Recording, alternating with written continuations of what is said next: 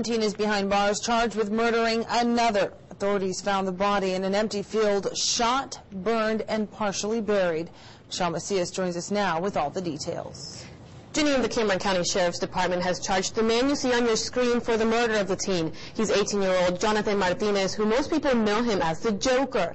According to the victim's family, Martinez was the last person to see the teenager alive. The last time the family of 16-year-old Luis Talavera saw him was last Thursday. They told investigators Martinez picked Talavera up for a barbecue, something that was normal since they go to barbecues often. Well, that was just, may have been just a code word so they could get to a particular place for it, okay? Nothing specific. But when he didn't return that night, the family knew something was wrong.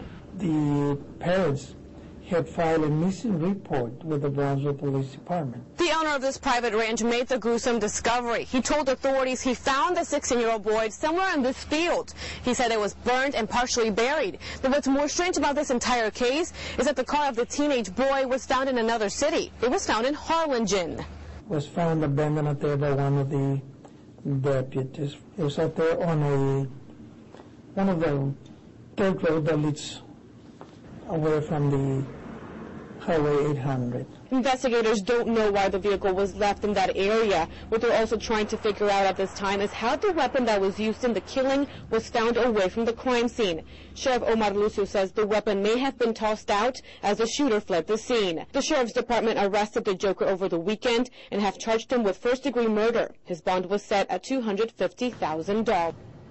Jenny, the investigation continues. The Sheriff's Department is working with the Brownsville Police Department as more people may have been involved in the murder. We'll keep you updated with the latest information as it becomes available.